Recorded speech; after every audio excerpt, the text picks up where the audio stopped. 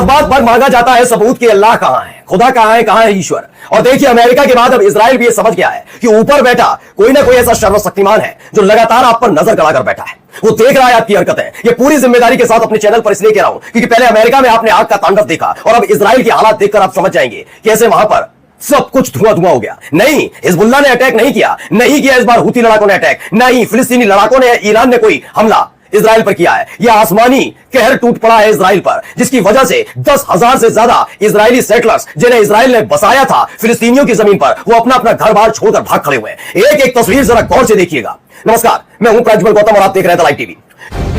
The live TV, सच सबसे आगे।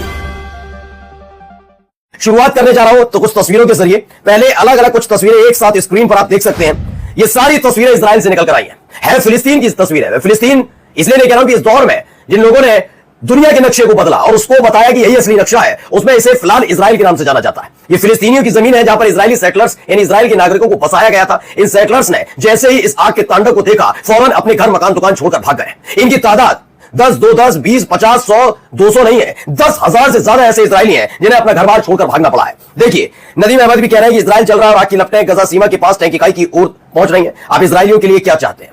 देखिए अलग अलग सवाल है, क्योंकि देखिए यहां पर भी मुस्लिम स्पेस की खबर, पहले वीडियो देखिए। बेतहाशा आग आपको हर तरफ नजर आएगी। ये जंगली इलाकों में आपको याद होगा ऐसी जंगल में वहां पर भी लगा पूरा हॉलीवुड वाला इलाका अमेरिका में जलकर खाक हो गया। अरबों करोड़ों अरबों डॉलर्स का नुकसान हो गया। बड़े बड़े सेलिब्रिटी जो कहते थे कि हमारा उस इलाके में इतना बड़ा बंगला है, कोठी है, हवेली है, वो सब कुछ तहस नहस हो गई थी, जलकर खाक हो गई थी। कुछ ऐसी ही तस्वीरें यहां से निकल कर आ रही है। ये देखते चलिए तस्वीरें। अब इन तस्वीरों के साथ जो दावा किया गया वो भी आपको दिखा देता हूं।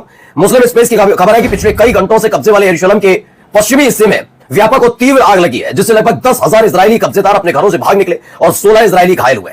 रेत के तूफान की वजह से स्थिति और भी खराब होने की आशंका है। सेम अब समझिए, ये तूफान चल रहा है, वहां पर भी हवा तेज चल रही थी। परेशान कितना हुआ था अमेरिका सामने देखा। तकरीबन 1.5 से 2 महीने तक हालत खराब रही थी।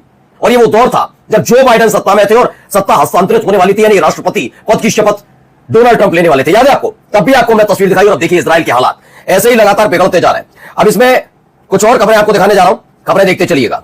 बहुत सारी